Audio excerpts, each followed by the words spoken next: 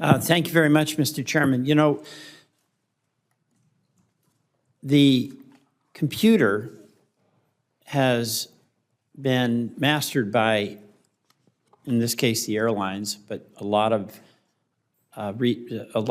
people selling things, to be able, with their algorithms, to put a lot of pressure on people who are making a decision, let's say, to fly. I mean, that's a big deal for a family. Let's say there's a funeral, there's a wedding.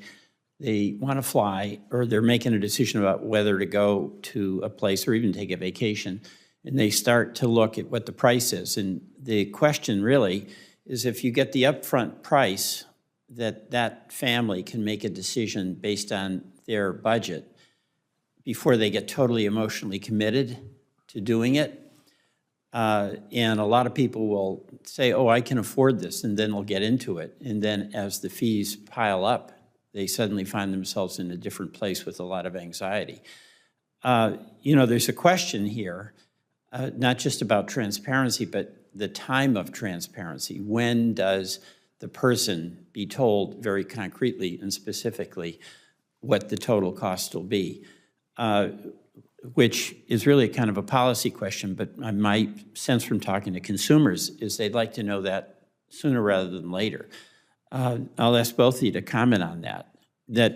And I'm thinking about that time frame where people have that clock ticking and they've got to push by or the whole thing goes away. Is there anything that we should be doing about that element of this? Ms. Greenberg, I'll ask you, and then Professor Zawicki. Yeah, I think right up front information, including you're going to have to pay for baggage. You're going to have to pay to sit together if you're a family. If you want to sit closer to the front, maybe you have disability issues, or you have a stroller, you have babies with you. You should know that then there's going to be. There's two different areas too. There's a question of knowing up front, and then there's a question of what's reasonable and what's not. It's not reasonable, in my view, to make people pay to have a family sit together. I totally agree with Senator Markey. The baggage fee is different. I hate it. But if that's up front, you can calculate that into the cost. Professor Zawicki, any suggestions on how Congress should approach this?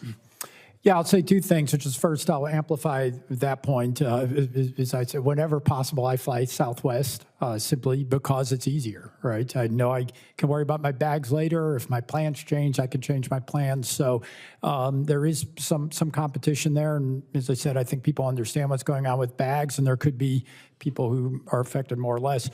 One thing I will say that I've not looked at the cost of this, so I'm speaking a little bit out of order, but the idea of having 24 hours to cancel an airline ticket after you book it, I think that might be something that's worth exploring in this context, which is that if you have a transaction that has a back-end fee, you have 24 hours to cancel without penalty, for example, because sometimes it won't be till I get the confirmation email, for example, that I'll see something that I missed when I was booking it, or if I feel like I was rushed into something.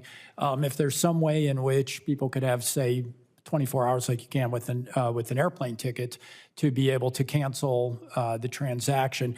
I don't know what the cost of that would be. I don't know how feasible that is. But that strikes me as one way of maybe getting it. Thank you. Do we know when somebody's booking an airline and you're trying to get the pricing, it says two left at this price? Is that true? Well, what I can say is I have booked and then decided there's been situations where I booked and then had to rebook, because I had a credit in my account, right? And what I found is after I booked the last ticket at that price, when I went back in, to try to book it again was a higher price. So I don't know whether it's true or not, but at least sometimes it seems to be true. So. Well, should there be an obligation on the part of the seller, an airline, to make certain that that is in fact true? I would certainly agree. From a consumer perspective, you want to know if that's true, if that statement is based in fact. You see a lot of those in the ancillary services. You know, the Expedias, the Travelocities will do. You've got only two tickets remaining at this price. I certainly wouldn't trust it as based in fact, and I think it's false advertising and should be pursued. That seems like an unfair trade practice to me, instinctively. Thank you. I yield back.